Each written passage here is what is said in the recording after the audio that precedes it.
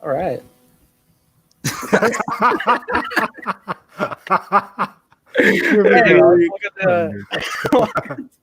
Welcome to My Cup of Tea, episode 3. Revenge of the long wait times. The tea is cold, y'all. The tea is cold. It hasn't happened yet. Time travel? No. Inversion. Ooh. You're not. Will we ever see Tenet? I don't know. You're not watching Tenet. You're getting to the release of it. Yeah, it's like gonna be released backwards. We just dropped it on HBO Max on Friday.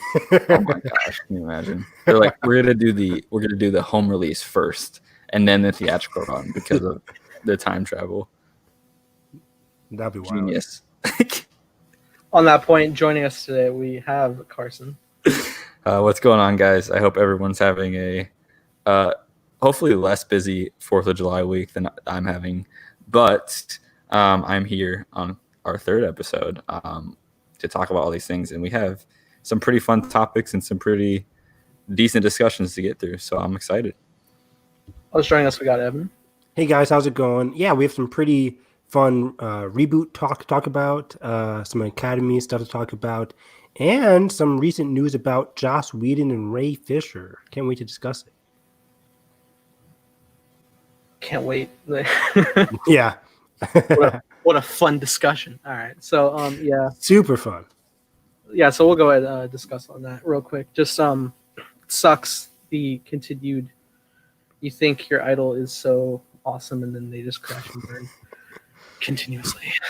Like back to back. But today it came out, Ray Fisher spoke out against Joss Whedon for his work ethic on set toward actors. Many choice words. He was just laying it out there, and a lot of people are taking the side of Ray Fisher for sure. But a lot of people are also questioning him, which is very idiotic at the fact that they think he's doing it just because, and like they discredit him because he's done nothing. But it's the fact that he hasn't really done much that like what would be like he has everything to lose to speak out like this. Yeah, 100%, Nathan. It's like he has everything to lose. Like Ray Fisher, he's a great actor, comes from Broadway, but he hasn't really done much outside of Justice League, which is why he's so passionate about the Snyder Cut, because there's so many scenes that he had that were actually good from Zack Snyder compared to all the cut scenes that Joss Whedon did in his cut. And this is the second day that he's done this too, because yesterday he posted on Twitter also like, I forcibly recant everything that I said here, and he showed a video of his Comic-Con saying like, we're fully behind Joss Whedon, I fully support his vision for the movie or something like that. So it's pretty awkward. Yeah, Jason Momoa in that video is pretty funny too. Yeah, he's like looking at the ground like yeah, it's so funny. Look, I would want to go back and watch that whole panel honestly to see kind of like how everybody was feeling, because I know obviously that I think that was like 2 months after Zach had to unfortunately leave the film, and then to go into that must have been really hard. So looking back on it now, and now I'm glad that Ray Fisher is speaking up about this, number one, and two, that hopefully, with the Snyder Cut actually coming out, that he's gonna like kind of get that resurgence of initial hype over him as an actor that he kind of deserves, in the first place. Because as we know, not only from all the snippets and leaks and all this, his character was pretty vital to the whole Justice League movie, and most of his story was pretty much cut out. Yeah, it's so weird, because I've been watching some YouTubers discuss like what we're going to see in the Snyder Cut, and it's crazy just going back, because I don't really rewatch Justice League a lot, or Batman vs. Yeah, no, I don't either. So I'm watching some of these YouTubers. I'm like, oh yeah, I forgot. Cyborg's dad is critical to Star Labs, which is critical to like the mother boxes and everything. Even in that first trailer, you see Cyborg's dad trying to like discover what's going on with the mother boxes and how it's connected to Cyborg. And they kind of dropped that storyline in Justice League where the mother box is connected to Cyborg, and they're like, oh, Cyborg could be evil, he could betray us. But they kind of dropped that storyline. It's weird. I think it's like a couple lines. And I'm also intrigued to especially see a lot of the basically like every scene they had where he's like still a human. Yeah, like with the high school stuff with the football. Yeah. Yeah, like, I'm surprised. Why would they even drop that? I remember that was when the movie was getting closer and closer. We realized like the runtime was an hour and 58 minutes. And usually, like, I'm not a huge runtime person. Like, it's whatever. But for Justice League, I'm like, what, an hour and 58? Really? They kind of like cut some stuff, right? Because this seems like a big, especially after Batman versus Superman, which is just 2 members of the Justice League. I mean, 3 if you want to include Wonder Woman. That was like 2.5 hours, 3 hours if you include the Snyder cut of that. So for that to be an hour or less, we're like, okay, something has to be cut. And then afterward, we saw all the cut images and videos of the Flash talking to his dad, the Flash and his girlfriend. I forget the name. Iris wasn't even in the movie. Yeah. The whole she was cut straight up completely. So yeah, and it's interesting. I'm excited to see what they got going for that. I wanted a couple more points. It's just like because there was more people. Yeah. Speaking of it, first off, I got 2 statements. One, the first one we're gonna tackle is stupid. It's a statement came out from John Berg, who was responding to Ray's statement. Yes. Okay. He said, "It is categorically untrue that we enabled any unprofessional behavior. I remember Fisher being upset that we wanted him to say booyah, which is a well-known saying of Cyborg." And it's like, this dude isn't like throwing a fit to say a line. Like, yeah, it's 2 things is that, Nathan. It's like, I don't believe Ray Fisher's going to throw a huge fit to not say booyah. But second of all, it's 1 word. It's like, yeah, even if he did refuse to say booyah, okay, cool. Like, it's not like a walk into the theater saying, I need Cyborg to say booyah or I'm walking out. Like, it's 1 word. Like, people get so close to these comic book adaptations. Like, no, you're trying to comic accurate. Like, yeah, exactly. Like, it's comic accurate. We got to do it. Like, no, just make a good movie. And if Cyborg doesn't need to say it, then he doesn't freaking need to say it. So, yeah, it's both on both sides. Yeah, it's dumb. But in twist of positive light from Phil Ward in regards when he was back working on attached to the Flash and Ray was set to appear in it. He said he had the pleasure of meeting Ray when he came close to doing Flash, and an irresistible prince of a person with star wattage to spare and an inspiring personal origin story is what they had set for him. They were just like, they had nothing but good for Ray, man. It's just... Yeah, I love that. Like, because I think he's like veering towards how when Phil Lord and Chris Miller were getting towards doing that project, at that point, Cyborg was still like going to be like that buddy cop kind of Flash movie, right? Like, Cyborg's going to be so integral to that movie. I don't know if Cyborg's going to be as integral to Flash now that we have the guy from It, Andy Muschietti, doing it. I hope he even play. I don't know if he's even gonna play Cyborg again. Like, I don't know realistically. Wow. Like, if Henry Cavill isn't coming back as super, if we can't even get a Man of Steel 2, like after all these years, like you think I don't know, it's crazy. Yeah, production definitely gets tricky. I think Ray did say they were still developing the Cyborg film back as recent as April. This April? Yeah. Oh, I never heard about that. Yeah. So, hopefully. I hope it's coming. I hope it's coming. Or we're supposed to get that Green Lantern movie too. Yeah, I mean, we're getting a Green Lantern series, right? Oh yeah, and the HBO series too. So. Yeah. They actually it's going around today that there's for the DC fandom you can submit questions for all the different things that are showcased, and they had like two mystery movies on Showcase. So it's up in there. What's that going to be? If it's something Green Lantern related, or maybe a new Harley Quinn project, something like that. But you said you had what? 3 movies? 3 streaming movies? No, just 2 mystery. 2 mystery movies. Okay. Yeah, they're literally called mystery movies on the interesting dial of like your option. They could be animated, but they could also be what's it called? Could be some mystery live action, because everything else seems to be confirmed. Like, we know we're getting The Rock to do Black Adam, which is coming out next December. Shazam 2. Shazam 2 is coming. That's supposed to be filming pretty soon. I guess the end of this year, maybe next year. Shazam 2, Flash, Wonder Woman, Matt Reeves is Batman. That's 5 movies right there. Aquaman 2. Aquaman 2. I I actually don't know if James Wan is coming, but I think Yeah, he is. I'm pretty sure. James Wan's coming. Okay, cool. It's the fandom or back the fandom? Oh, I don't know about the fandom. Yeah, but I think actually Jason Momoa might have tweeted something. So Jason Momoa could be coming just for the Snyder Cut, but he also could tease some Aquaman 2 stuff. I think Momoa is set with James Wan. Okay, cool. Yeah. But either way, yeah, I also expect some Aquaman moves. I expect them to tell us everything that's confirmed. Yeah. I don't really know what mystery movies they could be. So I also noticed at the end of Justice League, like they kind of like it's like a real obligatory shot when it's just like where the heroes are spread throughout the DC world again. Like they did cut back to Cyborg, and they like went from his design throughout the film to like the classic look that he normally always has, instead of kind of like the crumbled tinfoil look. But I don't remember that. Do you guys think they would just for like the reaction of like the world and stuff? Do you think they'll make that end design the whole design throughout the Snyder Cut? Do you think they'd be able to do that? Oh, okay. I think so. I hope so. Yeah, whatever it is going to be, it will be polished from what we got. Yeah.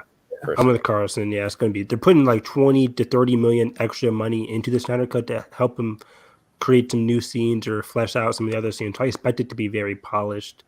Yeah. Yeah. At the end of the movie, isn't Cyborg at Star Lab? So in order for Flash to do some kind of Flashpoint anything, he has to be at Star Labs, I think. I mean, just basing that off of the TV show, he's always at Star Labs when he has to like go back in time or whatever. So I would hope at least Cyborg has some kind of cameo. I mean, if they're getting Michael Keaton to be in the Flash movie, just put in Cyborg for some continuity. Yeah.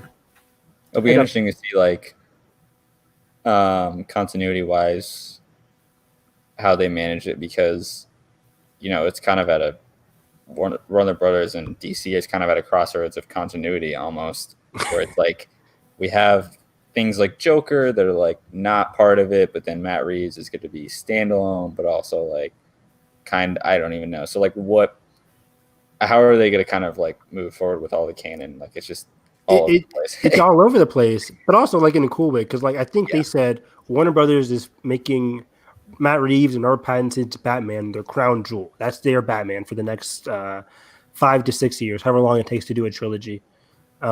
In that same time, you're going to get Michael Keaton's Batman being like the mentor role in other random movies in a different universe, our DCEU universe. But then we're also getting like maybe a Batgirl too. So it's crazy. I have no idea. There's gonna be a lot of Bat people in the DC universe. Yeah, Bat family. The whole Bat family. It's Fast and the Furious of just like we're not friends, we're family. Cue up the NOS in the Batmobile. Introducing Vin Diesel as Batman. Vin Diesel in the Batmobile, quarter mile at a time. Oh my god, I love it. It'll never explode. Yeah, so we're excited to see future DC stuff, and especially stuff with Ray Fisher. Hopefully everything gets squared away with him, and everything is settled. So otherwise, there is a new project on the horizon coming up over the water, and that would be Margot Robbie will be doing a Pirates of the Caribbean film, which is interesting. I don't think it's set to be its own spin-off. I think it's a reboot project. Reboot with the Birds of Prey writer. That's also the big thing here. Christina Hodgson, something like that. Yeah. Is she writing or directing? I'm just writing. Just writing it. Yeah. Who directed Birds of Prey, by the way? Kathy Ann. Kathy Ann, okay. I didn't know why I thought Kathy Ann was involved. I don't think she is. Yeah, I mean, I wouldn't be surprised if they talk to her. Yeah. But maybe they're probably, at least it seems like I'm excited about this really because the fifth Pirates of the Caribbean movie was just atrocious. Like I don't even think I finished it. Yeah, I'm about to ask you, like, have you seen every one? Because I didn't see the last one. Like it was something I pulled on Netflix last, just like, all right, I'll entertain it. Like, let's see, it can't be that bad. Like, it's probably enjoyable. It's just, I don't know, man. It's just isn't Javier Bardem the villain? At least he is. Yeah, You think that would be amazing? Yeah, you would think that would. It's all over the place, man. I just remember like Johnny Depp's like running in a barrel or something, and like this house. It's like I was telling Evan about this the other night on because he hadn't seen it either, but he was just like, "Go ahead." Okay, so have you seen the Tim Burton Alice in Wonderland film? Yes, of course. Does he not sound just like the Mad Hatter as he's playing Jack Sparrow? Yeah. Like, what is happening? I think he just gave up. He was like, "This time I'm just gonna play my old role. I'm gonna play Mad Hatter in the Pirates of the Caribbean movie." It's a bummer. Yeah, but Margot Robbie. To circle back to the, I'm glad this, like, you know, she's definitely a movie star. I'm glad that like she's getting another franchise to potentially just make all her own and be like the absolute lead of, you know. Yeah, definitely. Because, you know, she absolutely killed Harley Quinn, and I think honestly saved a lot of the projects that she's been in as Harley Quinn, just like her performance as Harley Quinn. Yeah. And I love Birds of Prey. Like I love that it's just like its own thing. Like it just from writing perspective, I love all the jokes in that movie, and I love Ewan McGregor's Black Mask and all. So all good. That. Yeah.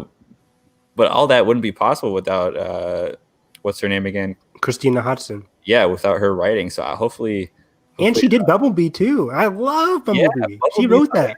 People forget about that. They're like, I don't want her because I didn't like Birds of Prey. I'm like, but Bumblebee is great. Which now split the difference between those two tones. Like have like a kind of adventure. And that's a perfect tone for Pirates of the Caribbean. That's where it needs to go. Yeah. So we'll see. I hope it just starts its own new series, new characters. I would be fine with like little cameos, tie-ins, little. I'm sure there will be. It's just what it is. But like, I'd be down. It just goes in its own direction. That's all we can ask for at this point. Exactly. Yeah. Nathan, you're the big Pirates of the Caribbean fan here. What do you think? Yeah, Carson, did you even know Pirates 5 had an end credit scene? I did know this, and I think you told me because you're like every Pirates. Oh no, actually, we're all on Discord, and you're like every Pirates movie has an end credit scene that blew my mind. Like, wait, everyone? I had no idea. Yeah, even one. One has the Barbossa's monkey steals another piece of the gold, and that kind of explains how he shows up at the end of 2. Huh. And I do like the first one. Yeah, there's a lot of stuff, man. Just like the fourth end credit scene didn't make sense because they found a voodoo doll Jack, but that went nowhere. But you know, yeah, it's interesting. Recently, not recently, it was back when Pirates 5 actually was coming out, which I think was like 2017 now. I think so. Yeah, it was like I was getting like deep back into like the whole pirate stuff, and it's so fun. It's such a fun franchise. I mean, you know, 4 starts to dip a little, but it still is pretty. It's still pretty all right because Johnny Depp's still at that time nailing Jack, and it's fun aspect of Blackbeard and like the magic and everything. Barbossa's great in all of them. He's solid. Who plays Barbossa again? Jeffrey Rush. Jeffrey Rush. Okay. Yeah. It's a fantastic trilogy overall. Like the trilogy, that first trilogy. Oh, it was so great. Yeah. And especially like Gore Verbinski as a director, like he directed the first 2, right? First 3, right? I think he did the first 3. Yeah, no, I really like him as a director, and I think like from a visual effects standpoint, like we don't like they're like certainly way more like polished than like a Marvel movie or any like ahead of the time. Early 2000s, like incredible work. Mm-hmm. Especially what's his name, the main villain, the squid guy. It's still some of the Davy best Jones, motion cap performance. Like it's like who plays Davy Jones? How early on it was. It's funny because the same thing. I was like looking at stuff for Lord of the Rings. And I'm looking at Gollum, and that also looks really great, even though during its time, it's pretty much its infancy, really still. Like only just now, like pushing the barrier of what we use today. But it still holds up so well, especially Davy Jones too. Mm-hmm. Yeah, you were talking about it like off air a couple of days ago, Nathan. And I went to go watch a couple of his scenes, and I'm like, holy crap! Like The effects are so good.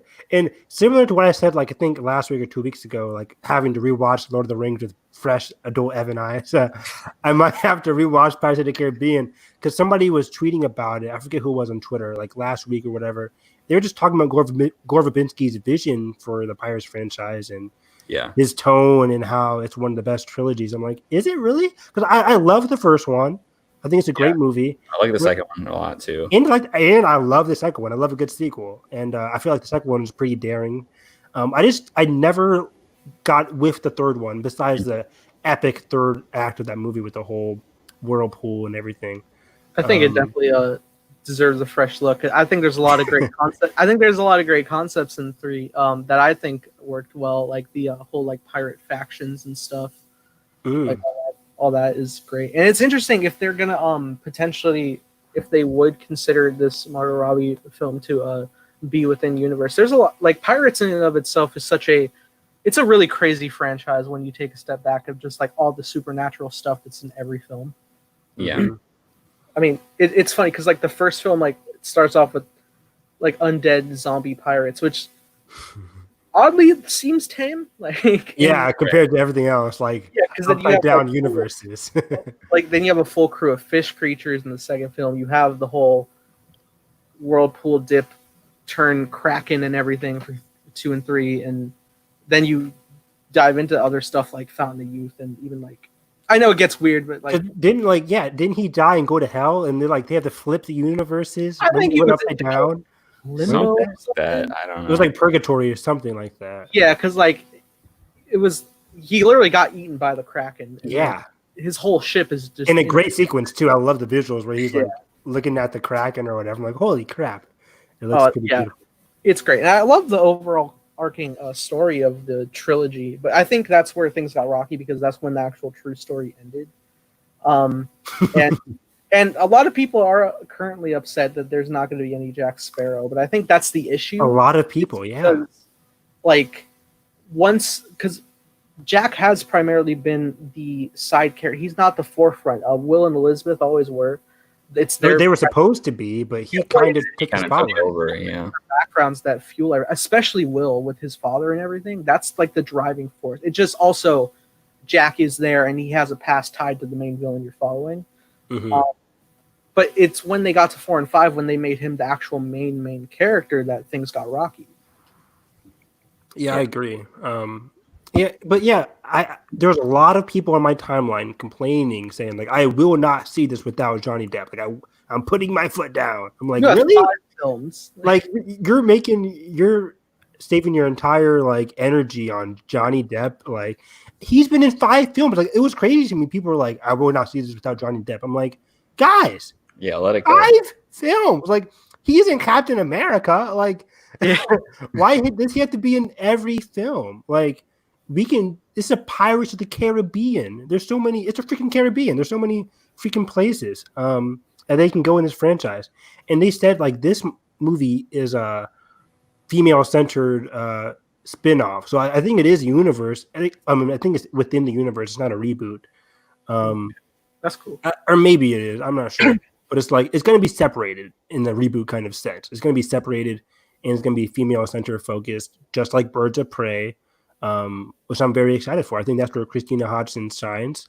But she also signed with Bumblebee too, so she has a great knack for like tone and character work.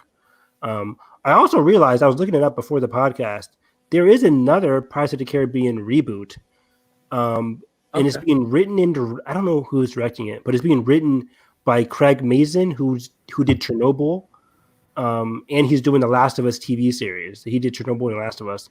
Wow. And he's also set to reboot Pirates of the Caribbean as well. So Disney has a lot of a separate one, So Disney has a lot of opportunities here. And in terms of box office, I think this is a pretty safe bet. I think it's kind of been deteriorating. The fourth one made $1 billion, even after the trilogy was over. But then the fifth one came out and made like I think about 800 million. It made 788 million. I'm looking at. Yeah, 788 million, which is still a lot of money. It made more than like the Transformers movies did recently. I don't know if it is the same Transformer effect. I think Pirates 2 might have also made $1 billion. Maybe. I think the one that didn't make $1 billion was just the first one. I'm not sure. But in terms of box office, this is a great IP. I think people will come. I think regardless, it made the second one did. Yeah. It did. Okay, cool. I think regardless of Jack Sparrow in that role, I think people will come just for the knack of pirates. Like just like it reminds me of Jurassic World. Like people didn't come to go see Alan again. They came to go see dinosaurs wrecking crap all over the world.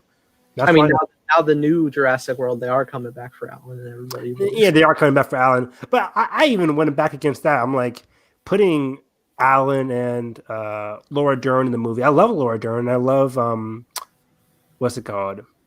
Jeff Goldblum too. Jeff Goldblum. Yes. I love Jeff Goldblum, but they're not going to draw box office. It's not going to be like you're not going to see an increase from Jurassic World: Fallen Kingdom. I think just my prediction. I mean, if they bank on the whole nostalgic aspect, not just the dinosaurs, but also like them against dinosaurs again. I feel like maybe. It's interesting. But yeah, the whole aspect of pirates. Yeah, just the whole aspect of pirates, and like you're saying, there's so much myth involved. There's so much creative opportunities to go in this universe. I'm very excited about. Yeah, it's fun because there's so many like sea creature aspects you can tackle. Just like like Gore Verbinski, like what he did, just like I feel like he really revitalized the swashbuckling type of adventure. Because just like the whole open sea and like the sailing, it just looks gorgeous, like all the time. It does. Yeah, I mean that's why I love. I don't know if you guys play the Assassin's Creed video games, but I love Black Flag. It's like the fourth one, and that one you just go around on a pirate ship, raiding ships and killing people and finding treasures. Like I love that stuff. It fuels the imagination. It makes me think of. Because when Aquaman was in production, they were like, "Oh, it's Pirates of the Caribbean times Indiana Jones." I remember that. I wish Aquaman had way more of a pirates tone because instead we get that it's adventure, but it's like Pitbull starts playing, and you're like, I don't know, ocean to ocean, worldwide. I forgot about that. So the second one takes a little more inspiration from pirates and kind of. Don't they have like a side Uncharted mission in the desert? Yeah. It's pretty weird, right? And he like he pees, or like, oh, I thought I would pee on it. So like, that dialogue was all over the place. Bad. But that's a good point. That's a good point, Carson, because I may crap on the Pirates of the Caribbean franchise at times, but it had a pretty unique tone, right? Like it does, yeah. It was really wild and weird and swashbuckling, but also ever since the first one, it has that grounded emotional nature which you get from Will and Elizabeth. I love those two characters, and their dynamic, their chemistry, their story is very relatable. It's very romantic. It's very interesting. And that kind of grounded the franchise. Because if it's just Jack Sparrow, you get Pirates 4 and 5, which is just very weird, goofy tone.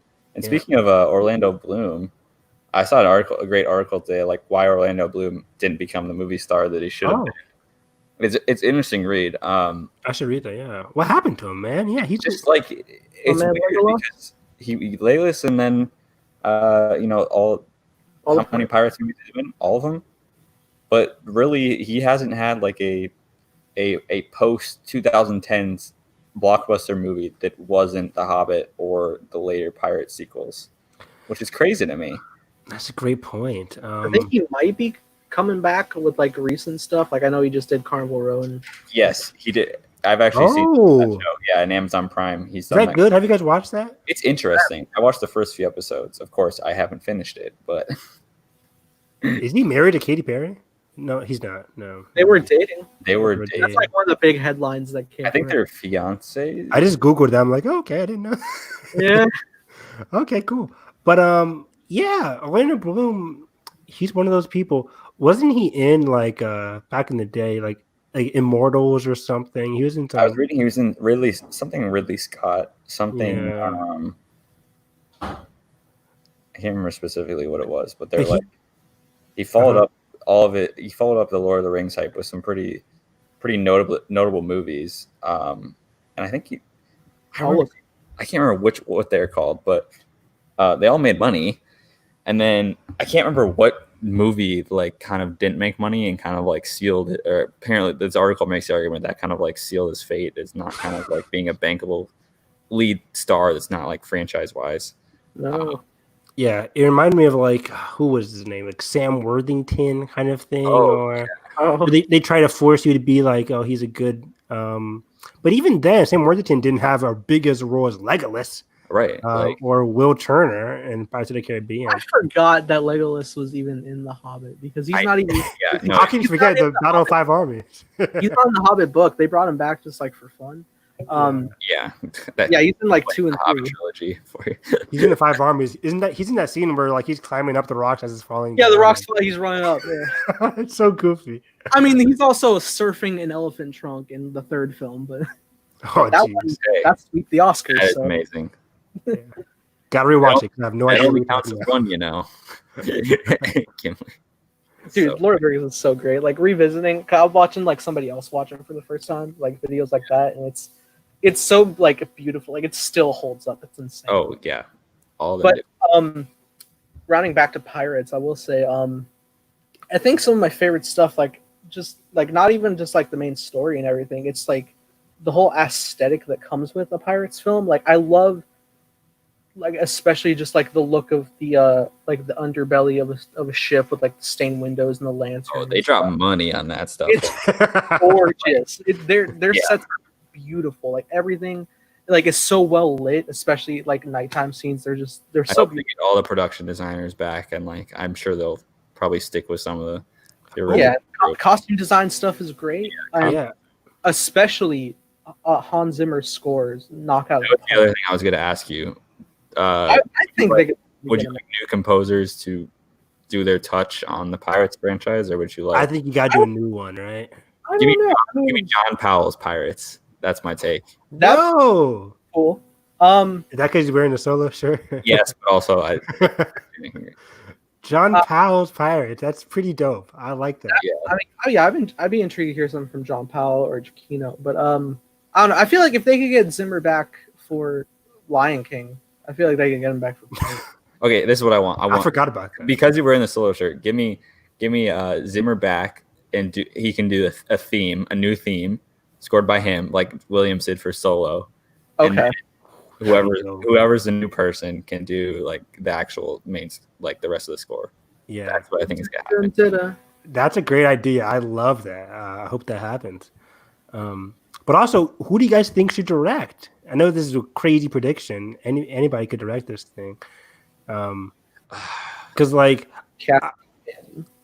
think it's going to be a female director. If you have Christina Hodson on board, Kathy Ann pops to mind because like she's a great director. That's somebody that. Or who did Bumblebee? Who directed that? What was his name? Travis Knight. Travis Knight. That would be an interesting choice too. That would be a really interesting choice. Or he hasn't done much since Bumblebee, right? I would like him to do Bumblebee 2, please. Me too. Yeah, what's up with that, Paramount? Come on.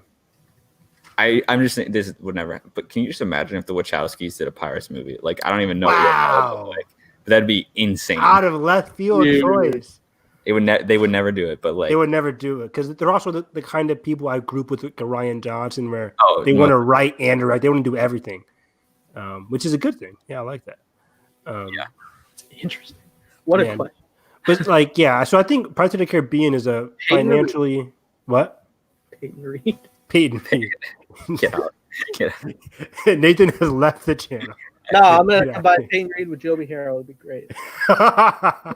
The most white bread franchise ever. Joby Harrow and Peyton Reed. Ooh, I'm leaving. But I think there's a viable financial opportunity here with Pirates of the Caribbean. But they're also rebooting the Twister movies. Have you guys seen Twister? Not really. It's one of those movies that I've just seen bits and pieces of. Wow, I love the Twister movie. This is like my mom's like favorite movie growing up. What is it? Is it a 90s movie or is it a 1990? It might have been my year. Was it 96? Somebody looked that up. I think it was like an early age disaster movie. Yeah, I think it was 1996. Bill Paxton, rest in peace, Bill Paxton. I love Bill Paxton. Yeah, this was like I think this had to be like my first disaster movie that I've ever watched. They have like a huge ride for it at Universal Studios too, as well. I think. Yeah. But yeah, I love Twister. I was surprised that they're even considering doing a reboot. I think this is, I forget the studio. I think it has to be Universal, actually, because Universal Studios. They're gonna get Roland Emmerich. Yeah, get Roland Emmerich again. Yeah, Twister 1996. Wow. 1996, yeah, that's my birthday year of the rat. I don't know why I remember that. $500 million? Jeez. Yeah, I was about to mention that. It made $500 million because it was a spectacle. It was like, especially in 1996, it was kind of like this big event movie. You got to go, basically, just go see a Twister movie. Just go see a tornado movie. That's what it was billed as. See Hurricane Heist. Meanwhile, yeah, get out of here. We get like Hurricane Heist, and I remember vividly going to see Into the Storm in like 20. Into the Storm. I don't know why like my friends and I were like hyped to go see that movie for some. What the heck is that? I don't know. I think it came on like 20. On like that airplane being sucked by a cyclone or something. Oh, Into the Storm. Yeah. Yeah, I just looked it up. Yeah, and that's something else. And then like there's been constant Roland Emmerich films, like whether it's 2012 San Andreas. I actually like 2012. It's a guilty pleasure for me. Is it really? 2012 is interesting. I think that's like one of the disaster movies that stands out pretty well. Whenever that's on TV, I'm like, I'll watch 2012. I'll watch. My favorite disaster movie is, or one of my favorites. I love Twister, but one of my favorites is Day After Tomorrow. I love that movie. That's also Emmerich. Yeah, that was one of my first Jake Gyllenhaal movies. I think. I forgot he's in that. Yeah, he's a star. Between Day After Tomorrow and Orange Sky, I don't know if you guys ever seen Orange Sky with Jake Gyllenhaal. It's a great little indie movie with Jake. I saw it in science class in 7th grade. But yeah, that was a pretty great movie. But yeah, I'm interested in a Twister movie. I'm just worried because the director for this is Joseph Kosinski. He's doing the Top Gun Maverick movie, and I can't wait for that. But at the same time, he also did like Oblivion, which I haven't seen, but just hasn't gotten good reviews. I've heard. Like it. You like it? Okay. I watched it for the first time recently. For Oblivion now. Okay. I'll put it on my list. Like, it's not as strong as I think it could be, but it's definitely like really strikingly unique sci-fi. Like it's like just everything about it is. The effects are really well done. Tom Cruise is really good. I would definitely recommend it. Like, okay, wow, it's an interesting watch. Okay, I want to watch that. But yeah, so yeah, he's like being courted to write and direct this movie after he finishes up Top Gun Maverick, which is still set to come out this December. And hey, I like Tron too. I like his Tron movie. So he did Tron. Yeah. Okay. He has a really interesting career. I would love to do like a video on his career. He has a weird career. Like we could do that. Yeah. Tron to Oblivion to a Top Gun sequel, and then now a Twister reboot. That's a strange career. That is pretty weird thing. Do you guys think Tom Cruise could be the lead in Twister?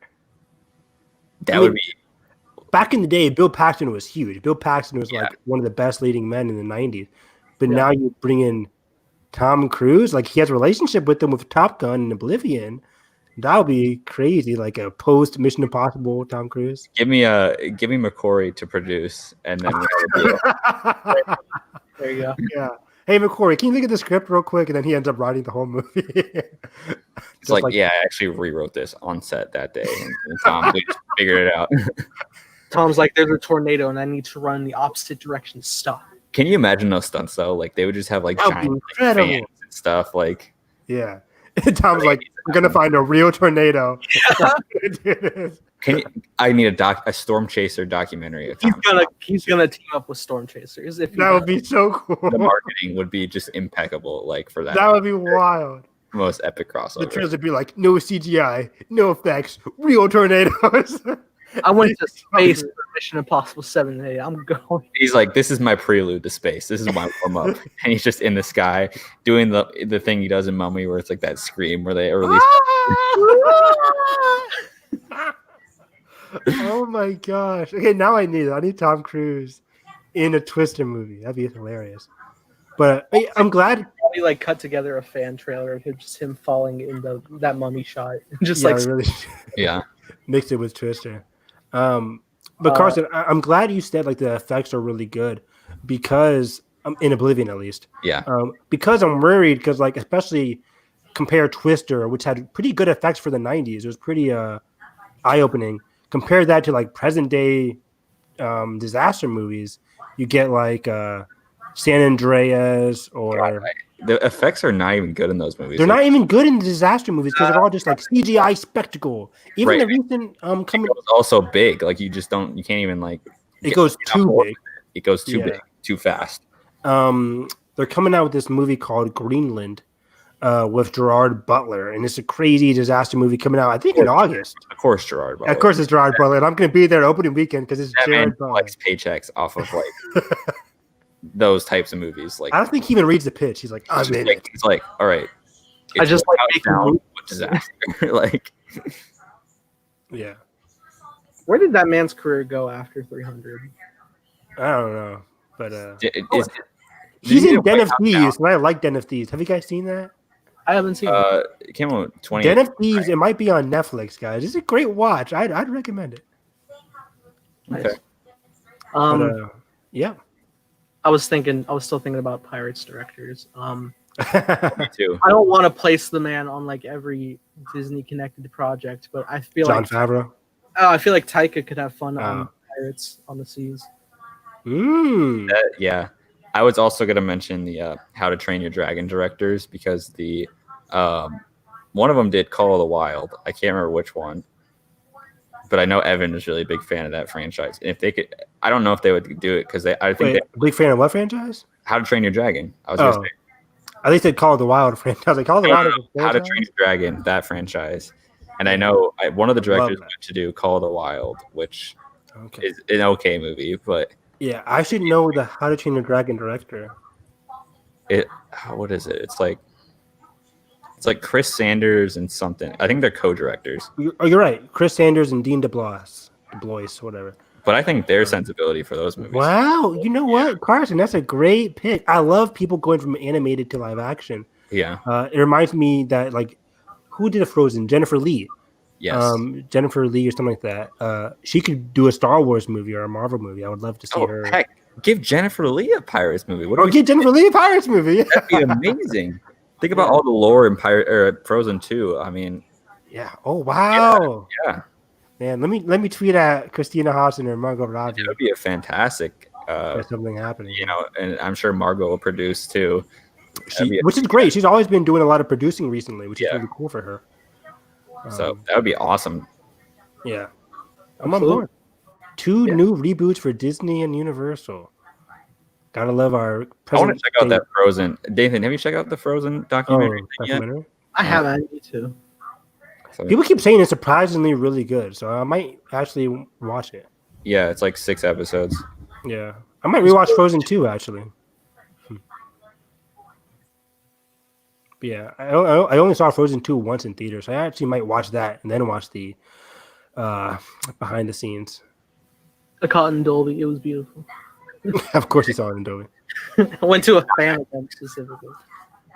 Yeah, no, I love Frozen 2 a lot, so I definitely need to dive into that. But yeah, I'm excited for more Pirates. I specifically went to see Pirates 5, not really because like, oh, hey, more Jack Sparrow. It was because like, oh, well, if it's the last one in theaters, I would like to experience like the sailing the high seas and stuff on the big screen. And then I went and I was like, oh, well. You got your post-credit scene. You're like, wait. Yeah, I saw it. I was like, but that was for Will and Elizabeth. It's not for Jack. Me waiting for just like what post-credit scene. But yeah, Pirates. But speaking of all these films, none of that happens until theaters reopen. Ah, yes. Yeah, great segue. Yep. Yeah. Tenet, like the day after we finished our last podcast, so Tenet got pushed a couple weeks. Only a couple weeks, because that will do some damage. No, during our podcast, it got pushed. Yeah. Mm-hmm. Or during Hyperspace Hype, I can't remember which segment it was. Mm-hmm. Yeah, if you guys want a little Star Wars backdoor pilot, we'll probably do it. But yeah, it's insane. Just the things keep getting pushed back. It also, I was looking today. It looks like because Cinemark was set to reopened on July 3rd this Friday, and now it looks like all of their times have been frozen on Fandango. Yep, I checked on my Fandango app too because I have a Cinemark, which is literally like only 5 miles from me. So I was like, maybe it's a location thing, but nope, mine are also frozen as well. Yeah, and it's not a thing of just like, oh, they're sold out showings. No, it's like legit, just every point of possible accessibility of a time code is just locked, and like there's no accessing anything. So I imagine they're just going to be instant refunds initiated, and they're just not going to open. Yeah. Yeah. I'm going to type in Cinemark's website. Yeah, Cinemark recently, as of yesterday, is now doing the mandatory face mask as well. Thank goodness. So they finally jumped. I don't know what took them so long, especially after, was it last week or 2 weeks ago where AMC got just brutally hit with all that bad social media buzz about them being a political thing or not. Exactly. So AMC and Regal automatically were like, okay, we're doing face masks. And then as of yesterday, Cinemark is also doing face masks. But like Nathan said, it might not matter because theaters might not be open by July or even August at this point. If they're freezing all their movies until late July, which is probably the case for all the major movie studios. Yeah. And they're going to evaluate yet again on July 4th, I guess, or that was a rumor. Yeah. So, what do you guys think? I think it's just, at this point, we talked about it every week. It's like nobody wants to be that first movie out of the gate, and I think it's pretty much just a game of actually moving back because of the virus, and a game of chicken between the studios. I think currently the first big movie. I think currently the first movie that's on track to open, I think on July 31st, is that Russell Crowe movie. Like Unhinged. Yeah. I think AMC had a tweet out a little spot for it, and they were saying like I think it took Tenet's previous new release date before it moved. Yeah. Is Inception still set to come out July 31st as well? I have no idea. I wonder. They might have moved. Move? What? Did Inception move from? It was supposed to be July 17th, but when Tenet moved to August 12th, I think Inception took that July 31st date. Okay. Yeah. Yeah, I'd have to check that. But yes, I mean, like, I'd go see Inception before I go see Unhinged. But yeah, it sucks.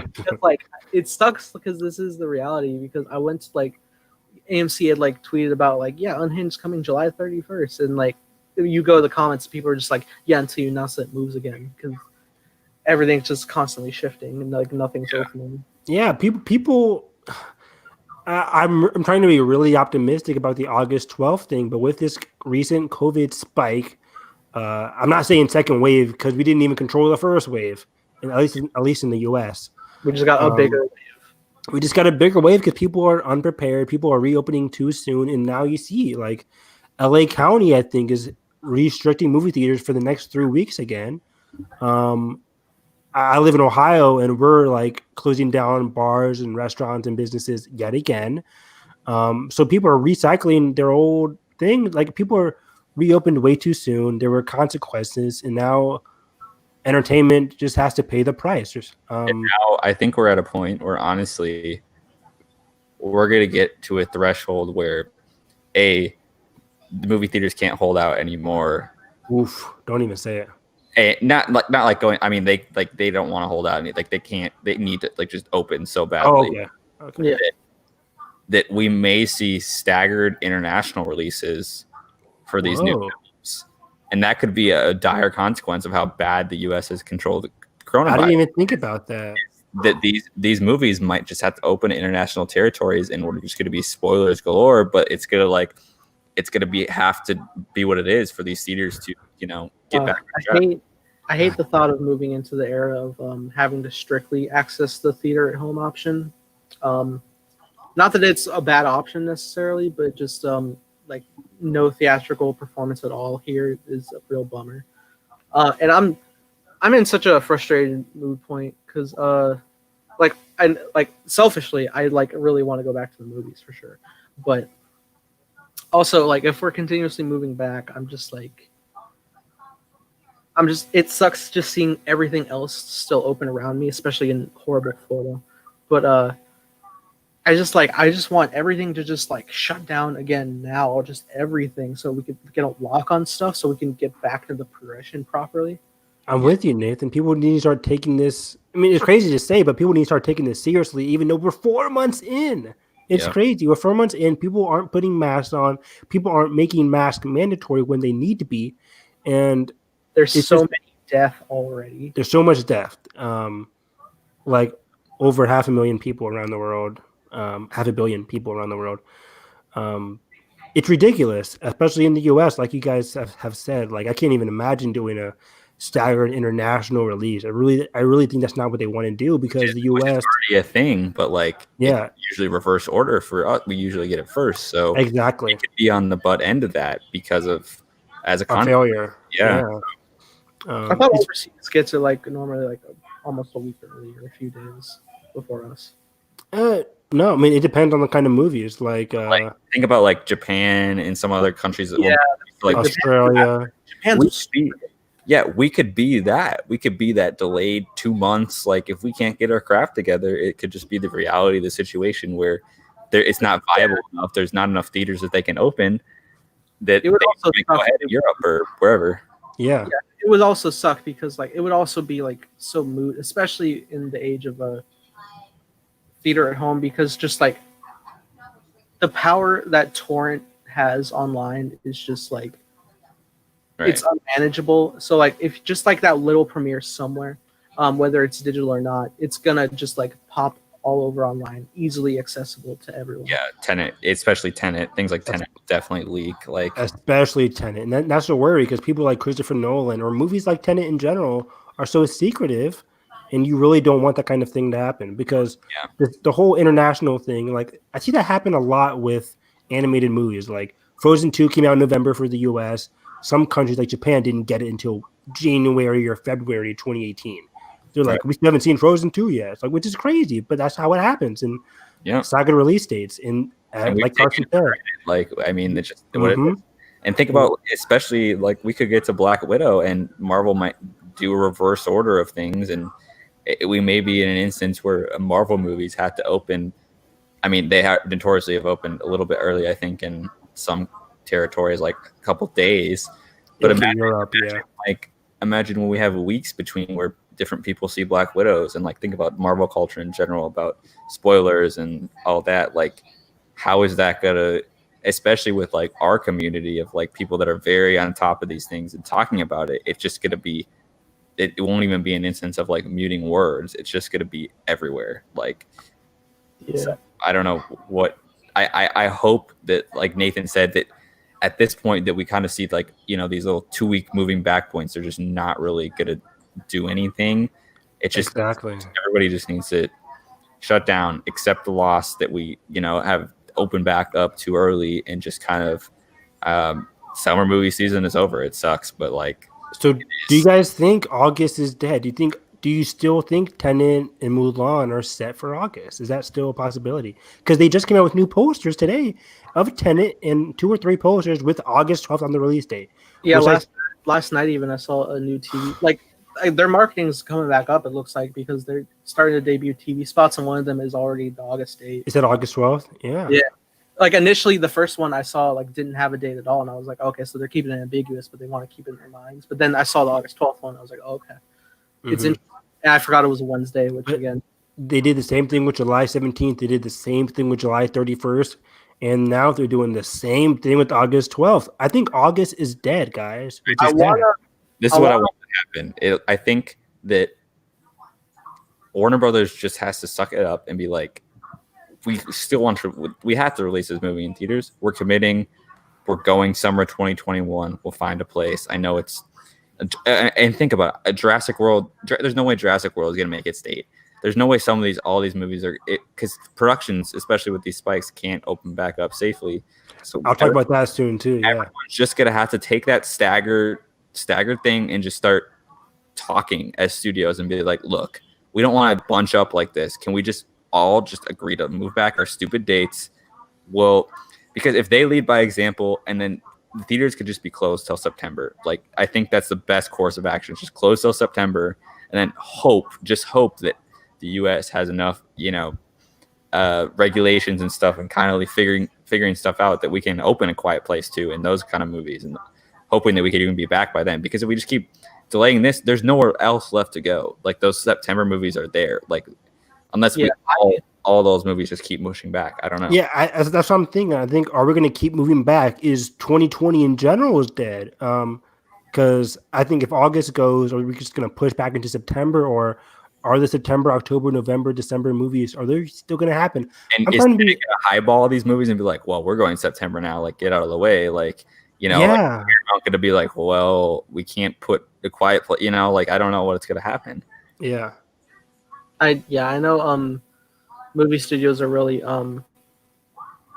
it's such a gamble of cooperation because everybody is like in their own reins of their distribution. But I really think, and I had this mentality before all of these release date changes juggled to so many random dates that I really thought everybody should just, like, in such a big crisis to the point where all theaters had to shut down, that everybody should have just, every studio with their dates should have just pushed back every project 1 year.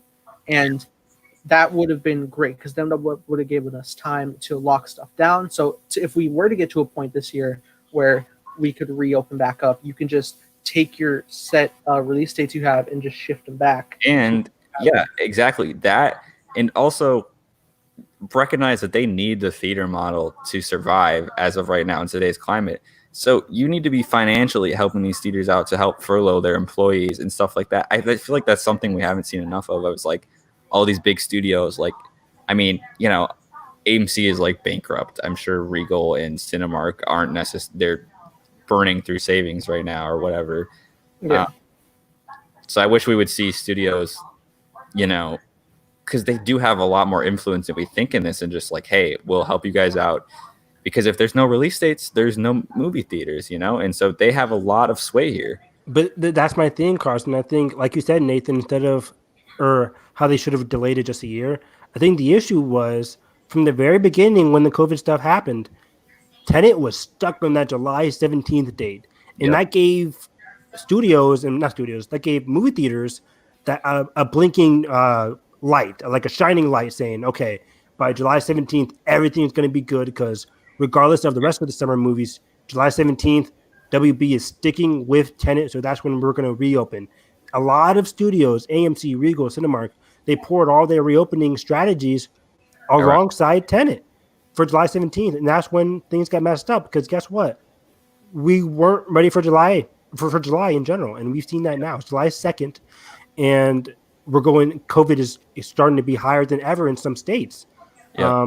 So I think that was like kind of their downfall there. So I think now they're saying, okay, we'll just move it 2 weeks to August, but 2 weeks isn't going to do much. And it's like, regardless of what they can do and say, and can you continue to commit to, getting Tenet back in theaters and getting revitalized, it's just not safe. Like, it just isn't right now. And it's just not safe. And a lot of people have been dancing around that, but it's just like, I agree. Like, a lot of people on Twitter are saying, like, would you go back? A lot of people are like, no, even with face masks. Like, we mentioned it last week. How would you eat and drink, etc.?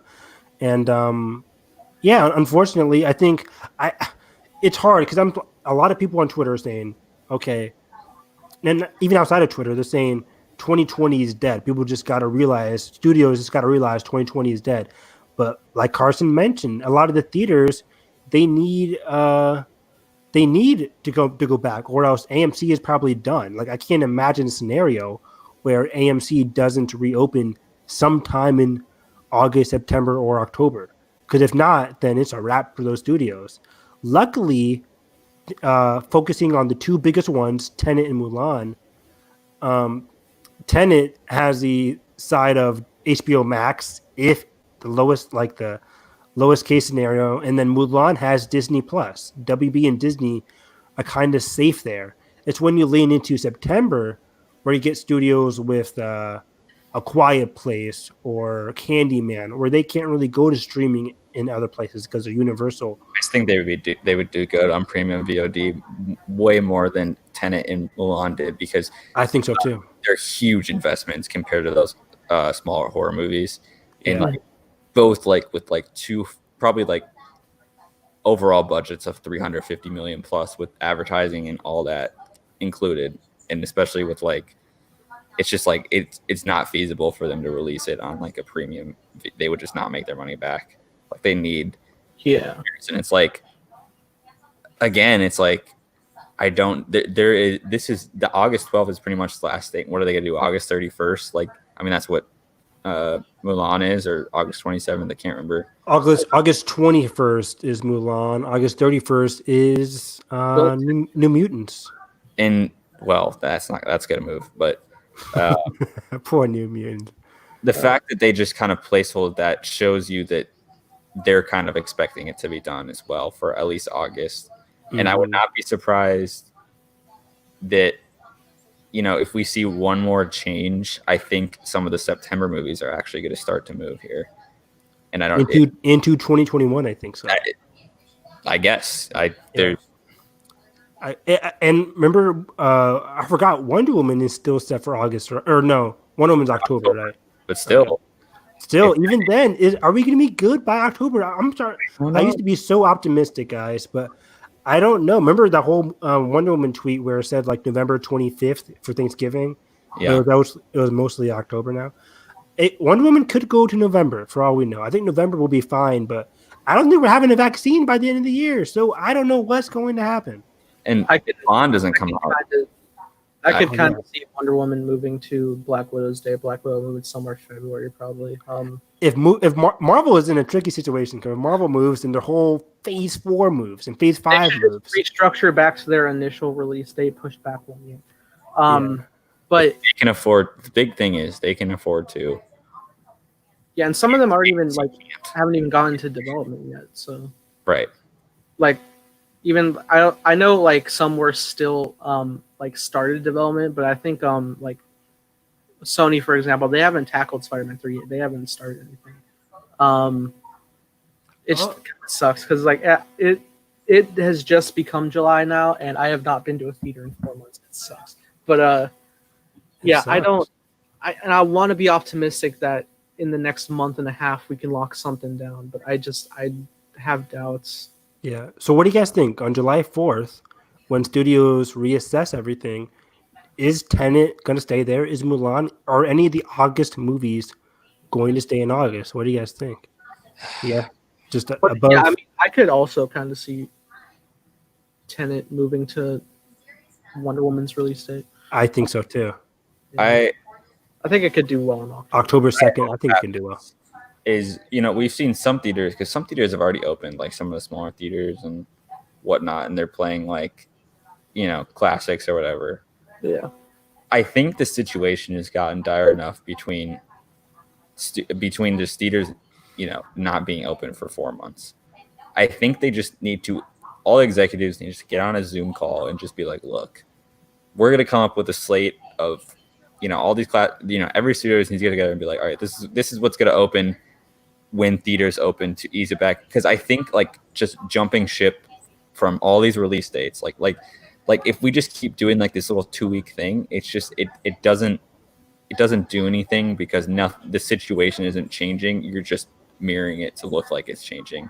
Yeah, they keep delaying in the hopes that higher officials, government officials, are going to change things, but unfortunately, government officials from state to state are doing different things. California's doing stuff different from Florida, and it's crazy. Yeah. Like I think it was some stuff happened today. California is actually finally locking down stuff like closing bars and things. But yeah, in LA County. Yeah. And that's just one county, and other counties are doing stuff differently. It's ridiculous. It's like, yeah. Oh man. And it all starts on top. It's like AMC is like 4,000 or 2,000 something theaters, I think. Yeah. And it's like you have to like manage every single different county and state and federal regulations for each and every one of those. Like it's a mountain. Like I bet AMC, I bet all the theaters are so pissed off at the government officials. Like I would be too. I would be furious. AMC's in huge debt. Like Carson said, they're probably eating up their savings in the hope that they could reopen, but They keep having to delay 2 weeks. And the other possibility we could see is a buyout. Like, I hate to say it, but Amazon. Oh, don't even say it. Amazon could come back with a bid, and AMC's vulnerable, and it could happen, and it could save AMC, but it would be completely. I just finished watching Succession, and this sounds so possible. It's entirely possible. Yeah, it's so interesting because like, no, it sucks because like I was thinking about like the whole prospect of theaters operating and like how they make their money, because I know it's only like a percentage they get of the tickets. Most of the stuff they get is from concession. Yeah, and it's I like ticket sales. Yeah, and I didn't even think about like they not only have to like spend to keep their locations open, not just of running movies, but like their whole process of like food that they incorporate and sell.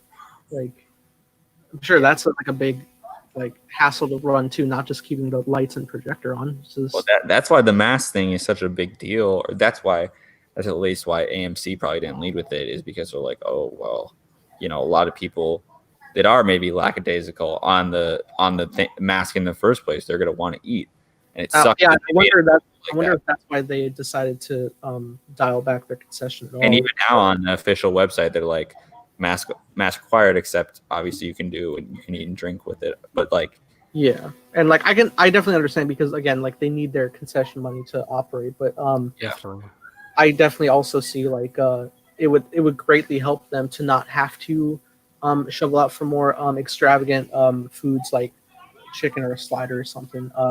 So it stop spending money on that, so they could just keep it the popcorn and everything traditional. And the other thing too is like we've been talking about, like, yeah, AMC, giant movie corporation, is in trouble, but so is the conglomerate of every indie movie theater in America right now. Like, there was even worse for them. Yeah, there was a huge fund by like Criterion and stuff back in March, and everybody kind of came to the rescue then, but that money's gone by now. Like, their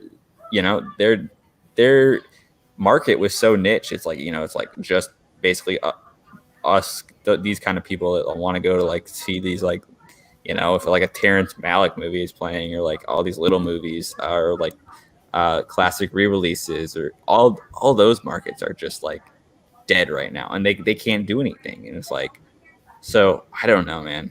I think it's just like, at the most, the only thing we can say for certain is nothing will be back to any sense of normal until there's a vaccine. We won't see movie going as we saw it until there's a vaccine. Even after that, man, people are still going to be wearing masks. People are still going to be probably social distancing within the theater. It's going to be, we're not going to see a new normal probably till mid to late 2021, which is just wild.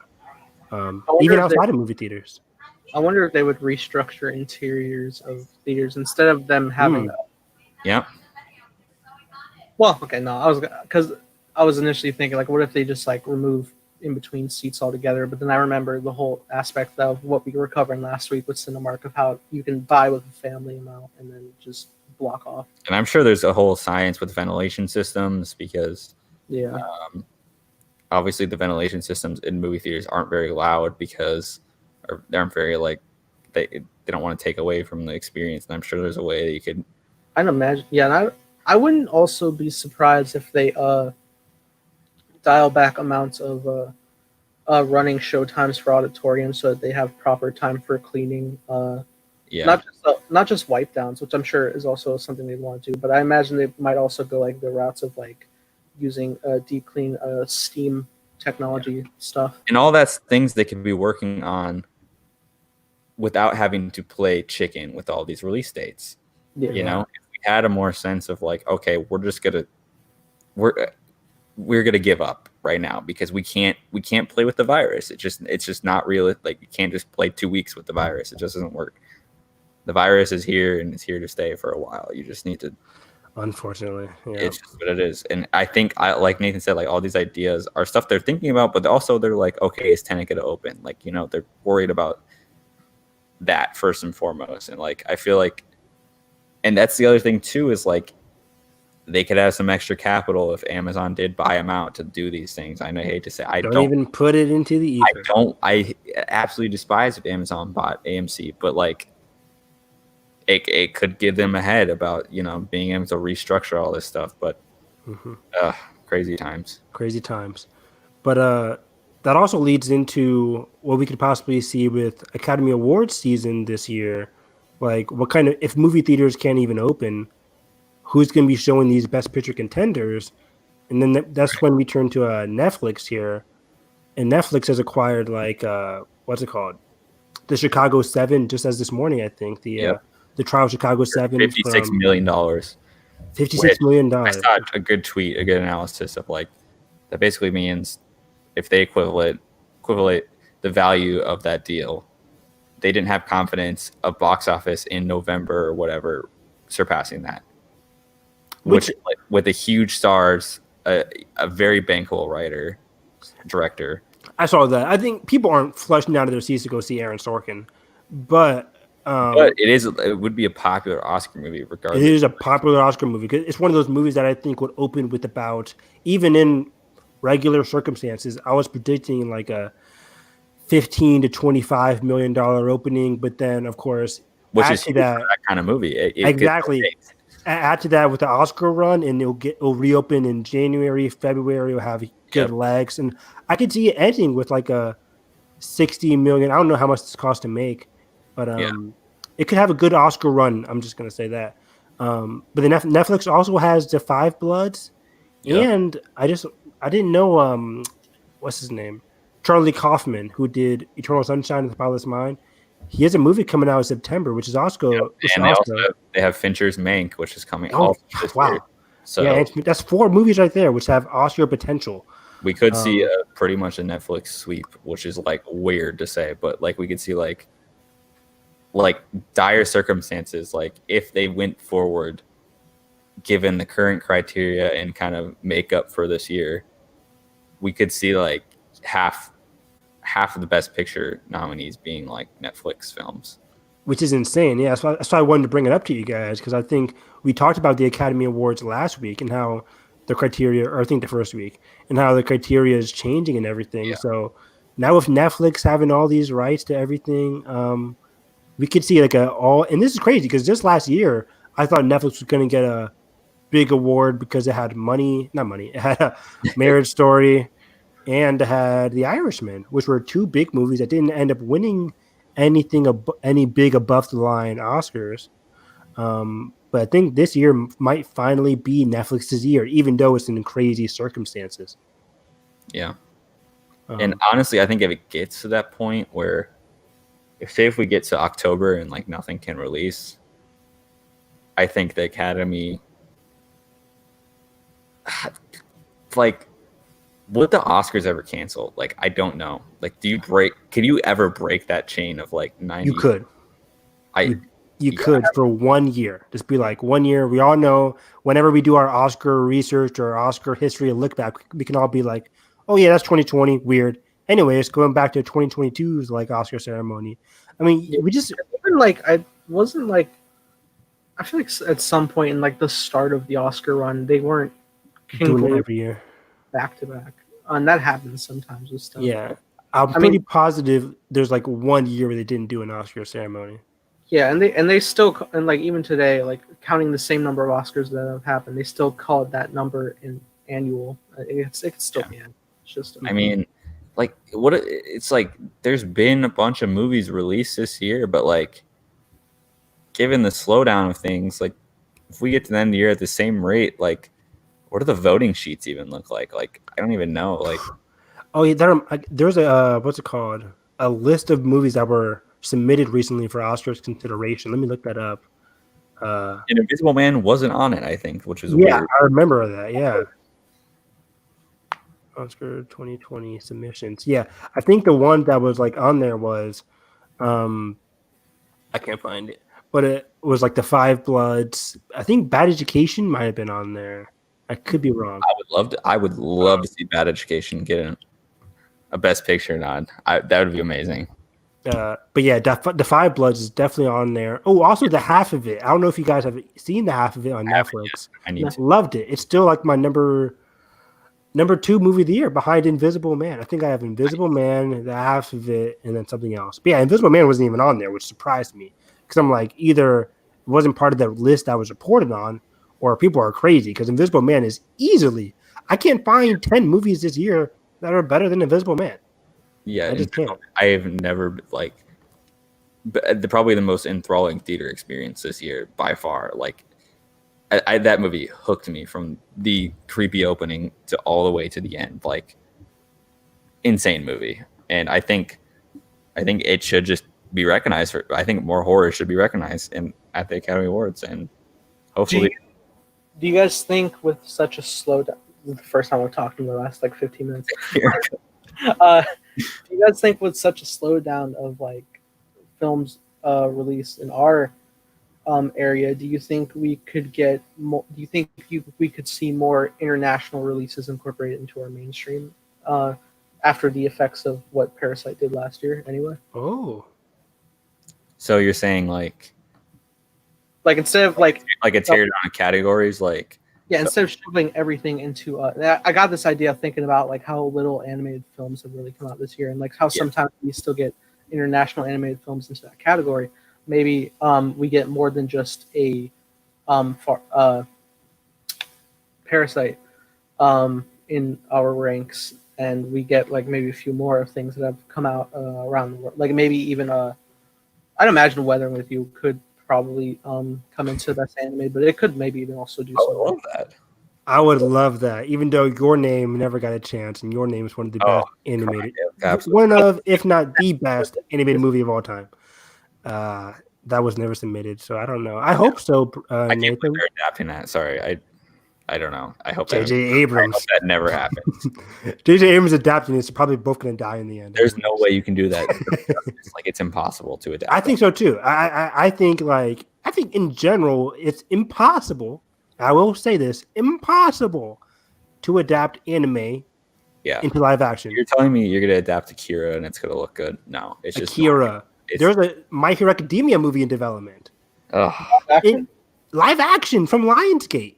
Oh, I don't want it. Impossible, right? Because now that I'm actually invested in an anime, I see it's don't you see it? Because I've been watching anime from young kids. I watched anime like Naruto. There was a Naruto movie that was supposed to happen. I'm like, Naruto, My Hero, Bleach, the big shonens. Those characters, they move too fast. Their moves are too spectacular. Yeah, and the visual style live action. Those moves are so critical to the whole show. Critical, so crazy. You can't translate that to live action. Did you ever get around to seeing Netflix's Death Note? No, I skipped it. I love Death Note. It's one of my top 10 anime of all time, and I refuse to watch the live action version. I refuse. Fair. I saw the trailer. I'm like, that's not Light. That's not L. That's not a Shinigami. What are you doing? And I don't want to be that guy being like, oh, that's not my anime. But yeah, all wearing glasses. I know. What is this going on here? But yeah, I don't realize. But yeah, I'm like, you can't do animated live action. But having said that, I do hope in the future, more anime will be included in best animated. I mean, we see that a lot. What was that one? I Lost My Hand, that kind of thing from last year.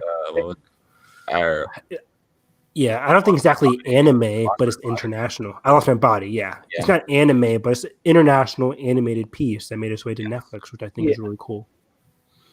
So yeah, I just find it very interesting that this, or I guess next year's Oscar ceremony could be basically all streaming. And especially because of the new rules that which is really cool that all Oscar voters are getting the movies via streaming. You're not getting the, what's it called?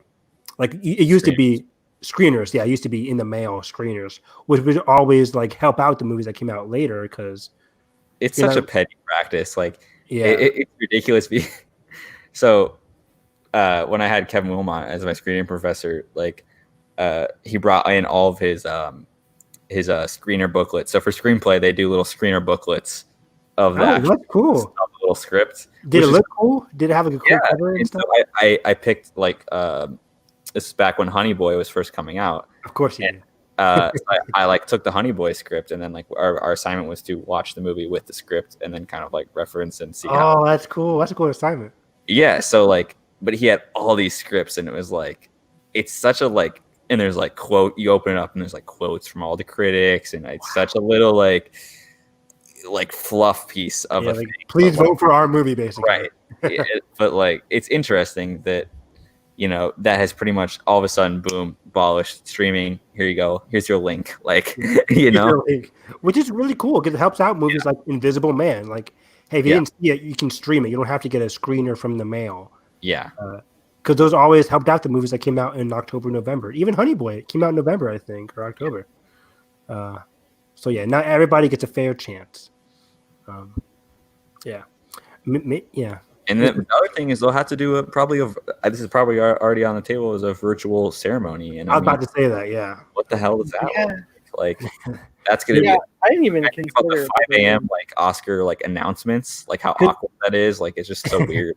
Because they're doing that for, I think, what's it called? Some of the film festivals later this year, like not Sundance. What's it called? Oh, the Tribeca Film Festival, something like that. Venice Film Festival, whatever. They're doing a lot of even a lot of press screenings recently. Before, like in the early stages of COVID, they did like I think for Scoob, I think they did watch it digitally or Trolls, something like that, or Invisible Man, something they did like, hey, we can have a whole screener party. Yeah, they sent out those digital codes. Just put out digital codes. It's pretty crazy. I like Scoob enough. Yeah. I still haven't watched it. It's on HBO Max now, so now I can watch it. So it's on my list. It's not bad. It's not bad. It's nothing spectacular. Okay. I love Scooby-Doo. My favorite was What's the New Scooby-Doo. That was my stuff growing up. I was watching some of that on Netflix. It's great. Is that on Netflix? Yeah, it is. What's the New Scooby-Doo? There's a lot of Scooby-Doo on there. You're kidding me. Wow. It's going to be like now watching Scoob, right? I know it. It'd be 5 a.m. like, Nathan, what do you have you watching? Oh, that's my shit. I got to watch that tonight then. Oh, boy. Yeah, it's been crazy stuff going on. Crazy stuff. Absolutely. So, have you guys watched anything recently? No. Awful. Gosh. Okay. The week went by so fast, and also we had like a delay day last week, so it's like less than a week now. But oh yeah, didn't we watch a movie? I don't know what though. Did we go live Wednesday last week for this? Oh. Thursday. But I've been like renting stuff from the library. I just keep renewing it because I haven't had time to. The library hates you, dude. It does, and there'll be like people waiting. But Carson. For this break, I'm gonna finally watch some of the Studio Ghibli movies. I still need to do that. Yeah. And then I also have Rian Johnson's Brothers Bloom, which I have not watched. I have not watched that either. Yeah. And I need to watch a lot. Is that streaming somewhere? Brothers Bloom? No, it was actually it could be free on. It was free on Vudu a little bit ago. I had I got busy and I was like planning to watch it. I was so bummed that I didn't watch it, and then I think it's not on free on Vudu anymore. But I remember that being on HBO a couple. Yeah, it's on Tubi. Oh no, actually, it's on YouTube for free. Oh, that's what Google says. Wait, what is? Interesting. Brothers Bloom. Brothers Bloom. Really? Is this the one with the Hulk? Yes. Yeah. And Mark Ruffalo? Yeah, it's Mark Ruffalo and Adrian Brody, isn't it? Yes. Good old Adrian Brody.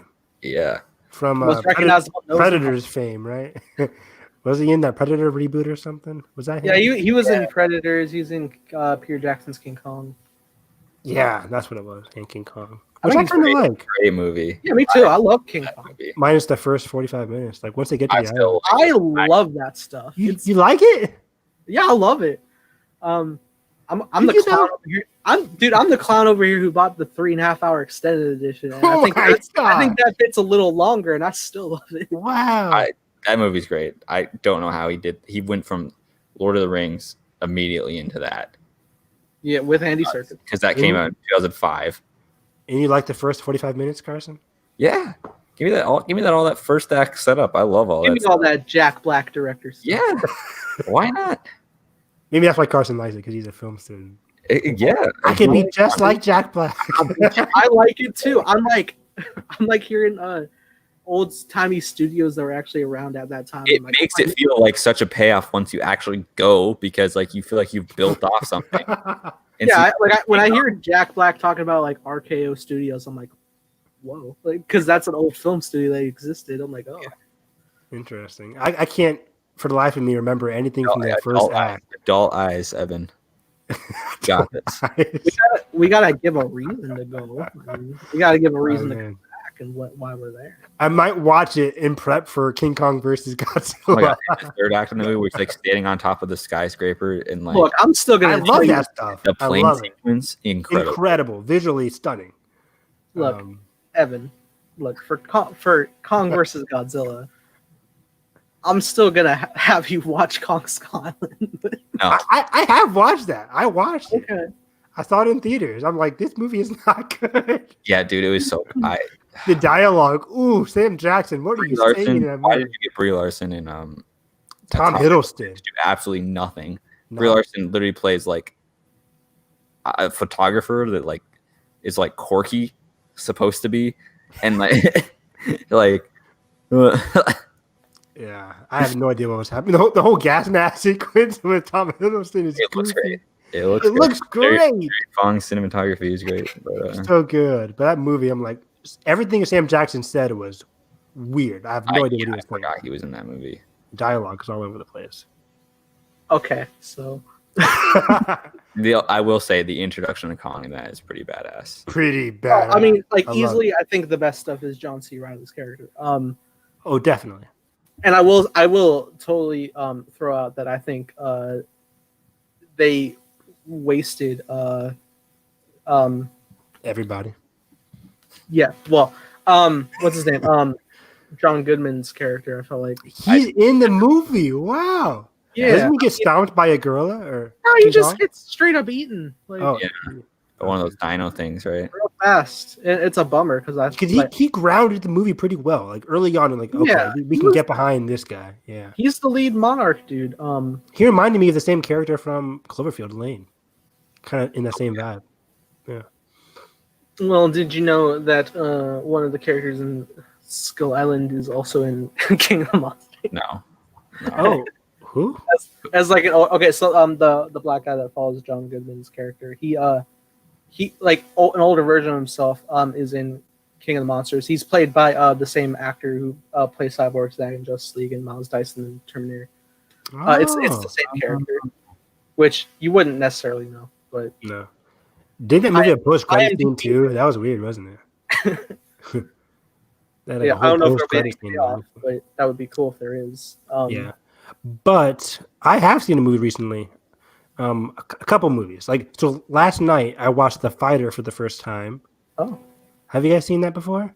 I still haven't. Have. What? Who's in it? With Christian Bale, Mark Wahlberg, directed by David something. Look it up right now. Yeah, look that up for me. It's the same guy that did something else with Christian Bale. 2010 movie. It is directed by where's the crew? Cast and crew. Here we go. Directed by David O. Russell. David O. Russell. I knew it was David something. But yeah, I really liked the movie. It was a pretty good movie. Funny enough, like I'm watching the movie and I came out of it because it was about two brothers. Oh no way! Sorry, Hoyt did the cinematography. What's he from? Christopher Nolan cinematographer. Interstellar. Oh wow! Yeah, all that. I guess it was pretty good. It was a pretty understated cinematography, though. Interesting. Isn't Amy Adams in that too? Yeah, well, she is hot in this movie. they make her so hot in this because she's like playing a baristas, I guess. And she has like a low shirt and like booty jeans. I'm like, wow. But it's so unbelievable because she's going out with Mark Wahlberg. I'm like, really? You're falling for Mark Wahlberg? Okay. I guess. Marky Mark. All right. No, I mean Marky Mark's kind of canceled currently. Oh, yeah, good. Is he? Yeah, I'm not surprised. But this dude openly beats up other races. He's yikes! Wow. Yeah, big yikes, man. Big Just racist. But yeah, he's one of those people where you've heard like throughout Hollywood. It's like, oh yeah. He has a whole segment on his Wikipedia page dedicated to his racial charges. Oof. Yep. I remember that. Yeah, you're ringing that's the bell. Big things. But yeah, I came out of the movie and he's like the brother who he was not as good. He's living in Christian Bale's shadow, but Christian Bale has become a drug addict. He's high on crack. He goes to prison, so he's kind of living in that shadow. but he's also a good boxer and he wants to rise above it and become like world champion. Pretty basic story. Is this the film where Christian Bale is like super skinny? Super skinny, yes. And he won the Academy Award Best Supporting Actor in 2011 for this 2010 film. Yeah, he was excellent in the movie. I walked out saying he is the star of this movie. He's quirky, and this is based on a real story because Christian Bale's character, I forget his name, it's like Dickie something. He knocked out Sugar Ray Leonard back in 1992 and 1993. Well, I don't know any of these names. I knew who Sugar Ray Leonard was. I don't know anybody else. I'm not a huge boxing guy either. But yeah, so based on a true story. I liked the whole tone of the movie. I liked Christian Bale in the movie. He was great. Also, Melissa Leo plays like the mother in this movie, and she's excellent. I think she also won an award for this movie as well. So yeah, that was good. I didn't mention last week, but I saw V for Vendetta like 2 weeks ago for the first time, and I loved that movie. That movie was pretty. I need to rewatch. It's been a while. It's Netflix so great. It's on Netflix, right? Yeah. Netflix has a horrible pattern of removing it around its actual like November 5th date that it brings up which is like the national day for it. Yeah. And I always forget the screenplays by the Wachowskis for V for Vendetta. It shows throughout the whole movie. I'm like, this is definitely a Wachowski's movie. Yeah. It's so from good. DC Comics. Yeah. And the script was so good. I had to put subtitles on because like he talks so fast, but he's so like dude, Hugo Weaving's great. He's so good in the role. Like I don't. Natalie Portman's like first. It's been a while since I saw it. You don't ever see his face, do you? No, yeah, you never see his face. That's commitment to it. There's like a flashback where you see like his discard body, but it's from far away, so you can't really see it. You just see like he's like burning or whatever. But I like that you never could see his face. That was a really cool reveal that he was like an experiment. But it's also very meta and not a good way, like how the government created like the disease or something like that, and then like created the vaccine for it as well, so they could like be in charge of society. Today, yeah, it was really weird. Like in the U.S., is very. Did it feel weird? Does it feel weird seeing the anonymous mask in context? Yeah, because I've seen it like everywhere, like in media in general. Yeah. So it was cool seeing the context, seeing the backstory. I love the lore of this world. And the tone was pretty cool because it was kind of goofy at times because of the world they just set up, but it was also very grounded and emotional in terms of V's backstory. And I liked his relationship with Evie, played by Natalie Portman. She was excellent. I mean, I miss Natalie Portman. I haven't seen her much recently. I'm like, dang, she is so good. I want to watch Jackie. I haven't seen Jackie. I have not seen. I thought you have seen Jackie. Somebody recommended Jackie. I own it, but I don't know. Own it. Okay. You own it, but don't watch it. I feel that same way too. I own some movies. I'm like, I need to watch that. I mean, me too. But yeah, Natalie Portman's great. Oh, she's gonna be in Thor 4, so that's good. Whenever that comes out. I'm so excited for Lady Thor. Lady Thor, yeah. But yeah, those are some of the recent movies I watched. I can't. Oh yeah, and lastly, I saw Clueless last week as well. I saw like. Did we talk about Clueless already on this podcast? Maybe it was. I think it was off air. Never mind. Maybe off air. I think as for me this week, I saw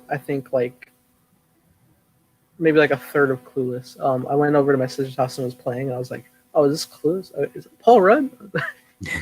Yeah, I was telling Nathan off air. I'm like, it looks like Paul Rudd, but it doesn't because he's so young in this role. It looks like they de-aged Paul Rudd. It looked like they de-aged him. Yeah, it was pretty crazy. Because he already looks young. The man is like 50, I think 51, 52. He looks 30. It's crazy. Yeah, like presently today. And like back then, he's such... Like he's like 20 years older than Chris Evans, which is crazy. That's insane. That feels reversed. Doesn't it? Yeah. Like he's the same age as Robert Downey Jr., I think. Which is wild. Like I cannot see. Like he's older than Christian Bale. I'm like, what? So strange. Sandman's older than Batman. That's odd. Yeah. But yeah, Clueless was a fun movie. It was pretty dated at times. There are some jokes I'm like, very dated. Yeah, like some of these jokes would not fly in 2020. What I was seeing, I like that dated stuff was actually selling me the charm of it even more. Yeah, of course. Yeah, I like that. like one of the characters was gay, and they're like, "You didn't know he was gay." Oh, that whole bit is hilarious. That bit was probably the funniest bit in the movie. I was dying. I'm like, because as it was happening, I'm like, this guy is totally gay, right? And they're like trying to watch that movie, and you're trying to watch that movie. I'm like, yep, he's totally gay. It was so cool. But and then they became best friends, which I loved. I'm like, she didn't like shun him, which you might see in the '90s, but like they became best friends. They went shopping together. I loved that. And I forget the lead actress, but she was really good. What's her name? It's blanking on me. I probably should know that. But yeah, she was really good in the role. Alicia Silverstone. Yeah. Yes. I'm like typing it up. I'm like, oh wait, Batman and Robin, Batman Forever. One of them. Whoa. But, wait. Wasn't she really? Batgirl? Yeah, I think so. She's Was that Batman and Robin or Batman Forever? I get those Batman movies mixed up. She's Batman Robin. Yep. She becomes Batgirl, but she's also the nephew, I think, or the niece of Alfred. Which is not the family tree in the comics, but all right. No. Is Batman and Robin the one with George Clooney? George Clooney? Okay. Who's the villain in that one? Mr. Freeze and Mr. Freeze. Okay. That's right. I always get that confused with like the Joker, but that one's Batman Forever. It's the three villains curse before they could solve it. But yeah, those are the movies I saw recently. I don't know what I watched. Probably too late tonight. But tomorrow, I think I'm gearing up to watch what's it called? The Karate Kid movies, because I've never seen those. The old ones. Oh, cool. Now I'm hyped for you. Yeah, so I'll talk about that next week. I need to properly rewatch 2 and 3 because all I saw was the Will Smith one. No, not Will Smith. Yeah, that one's pretty good. I'll say. And they're making me as a kid for some reason. I always watch that. The reboot one. Yeah, the reboot. Yeah, I don't understand because like he learns kung fu in it, not karate, but it's fine. Okay, they explicitly state that. Like, all right, it's cool. I love it because it's the same base story, but like, yeah, it's funny because it's that category of like it's a sports movie, which it feels weird because for some reason I don't view martial arts as a sport, but I guess it is, which is cool. I love martial arts. Me too. But yeah, the original Karate Kid is so great.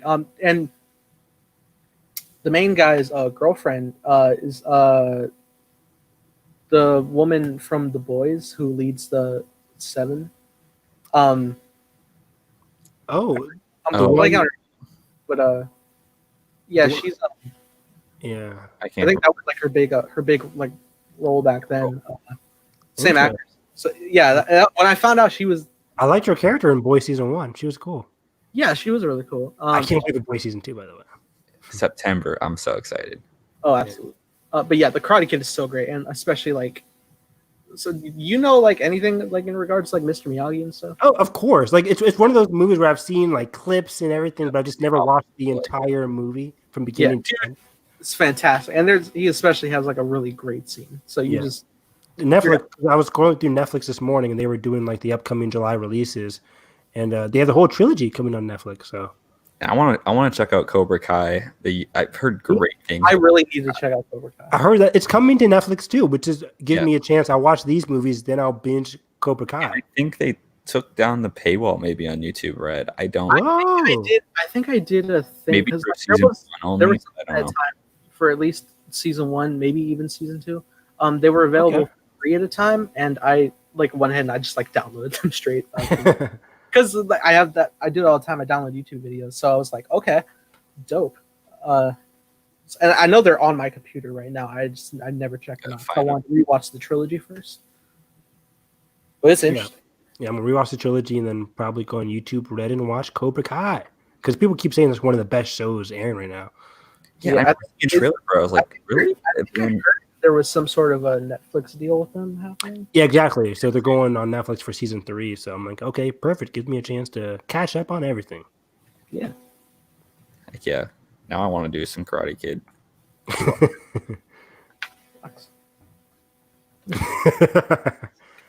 So perfect, dude. It's such a great series. I don't remember if I have such a love for 3, but I think 2 is especially really cool too because they actually go overseas. Mm-hmm. Yeah, because I've always heard growing up, I've heard so much. It's funny. I used to practiced karate when I was a kid. I think I did that for like 2 years. Maybe that was because Karate Kid was in my background. I know my dad watched them as growing up, but I know the first one, but I don't know jack about 2 and 3. So besides, like you said, to go overseas and and that's like about it. Yeah. Well, speaking of a trilogy, I guess like after when I was over at my sister's after Clueless had finished, my brother-in-law queued up Back to the Future Part 2. Oh, we started watching some of that, and I love it too. Still fun, still so fun. Still so very much our president. It's scary. But you're not wrong. And yeah, I was like teasing my little sister because she hadn't seen it in a while, so she forgot a lot of stuff. So like we're watching it through, and I'm just like, "Did you know they recasted his girlfriend?" And she's like, "What?" Like, we're watching. I was like, "Yeah." Nathan. And then like when they go back to the past, even though they go to 2015 and they go back to 85, I look over at her and it's like, all right, so we're in 2020 now. She's like, "What?" Like, no, what kind of? Ish. Because it's so horrible. Mm-hmm. You couldn't tell the difference, honestly. But yeah, it's still so fun, and I love the series. It's such a great series. I would have liked to have gone to the re-release if they still plan that down the road. Maybe in August. You never know. August 13th, day after time. Do a double feature.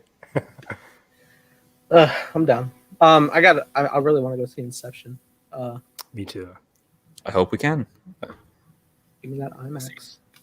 I also saw like there was marketing going around from IMAX. They got a documentary coming on. I think it's called Asteroid Hunters. By Daisy Ridley. Yeah, Daisy Ridley's doing the narration for that. And it's funny because like the trailer they showcased today that they shared around did not have Daisy in it, and I was like, oh, lies. It was still interesting though because it's just the factor of just like, yeah, you have to have all the scientific data to make sure like we don't collide with the actual asteroid. We gotta send stuff out to stop it. Dang, I might watch that. I love good astronomy stuff. Yeah, I need to actually commit to seeing more doc stuff in theaters, especially when Me too, dude. I really wish I went to go. I haven't seen it, but I really wish I went to go see I think Apollo 11. Yes, I still I need to see it. I think because like apparently they like really super restored the moon footage to like you would think it got filmed. You would think it's from First Man. Like, and it's hilarious because I have this running joke with my girlfriend because she actually got to see it at a film festival that she got to go to for wow. And she absolutely hated it. Like she was like, no. And like, but like everybody I've heard just like the most amazing thing. So I cannot wait to watch it and just praise it so much. And it's always interesting in the aspect of restoring old footage because like another doc I really want to see is Peter Jackson's "They Shall Not Grow Old." Dude, same. Like I was shadowing a teacher like in January through March before COVID hit, and in every one of his history classes, and we were talking about World War I, and he would continuously mention "They Shall Not Grow Old." Like he showed clips of it in our history class, and he's like, "Have you seen this already?" Because he could like talk about it. Like I haven't seen it. I really want to. It's on HBO Max. I forgot that was the big. Whoa, thing. It is. Oh, yeah. Look at you guys with your subscriptions. Wow. HBO Max and Hulu. I won't. Holy crap! Now I'm gonna watch it. Yeah, no, it's so fascinating the thought of like they not only had like I'm pretty sure they had to like recolor like frame for frame, but also like there was no audio, so they had to like redub their own audio, not just like people speaking, but also like Foley of like horse trolleys going around and stuff like all that. It's crazy. Yeah. And even like someone did something recently where they restored footage of New York City from like 1910. Like before like your big skyscrapers you see all the time in Times Square now and everything was built and like you're just coming off of a boat and like they recolorized it and the dialogue and stuff. And it's so weird to see too because since it is 1910, basically everybody you see in that video is no longer alive, which is such a weird perspective. Yeah, that's dark. Like dang, weirdly incredible.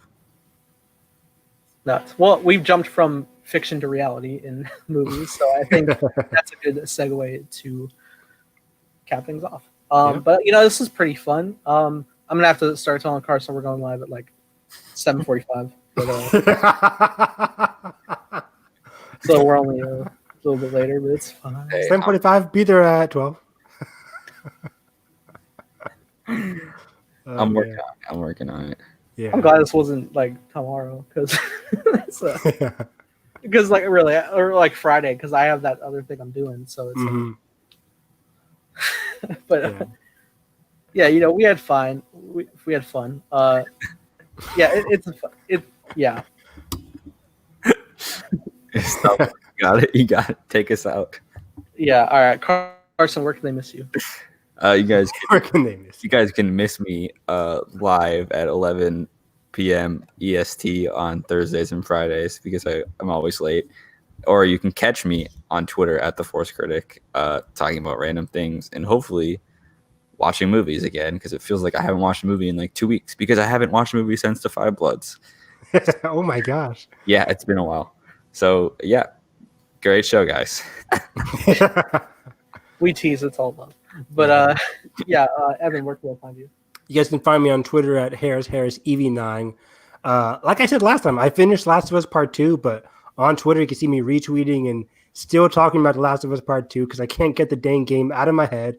It's so good. It's one of the I don't want to say it's one of the best games I've played, but it's definitely one that really sticks with you. So yeah, you'll see me on Twitter talking about that and possibly watching They Shall Not Grow Old because I did not know that was on HBO Max. Yeah, and I was telling Evan off air, Carson, that last night I started to play more Last of Us 2. And what I'm doing is I'm recording my gameplay of it. Yeah. But the only way I can record my gameplay is I privately stream from my PlayStation to my channel, and I set it to private so no one watches, so I can edit it later. Download it later. It's such a process instead of having like a capture card or anything. But so like I'm doing it, and I get 18 minutes in. I just like start this mission where I've barely done anything, and my Wi-Fi crashed. So my night was shot, and I was like waiting around forever for it to come back, and it didn't, and it was like 3 a.m. and I was like, never mind.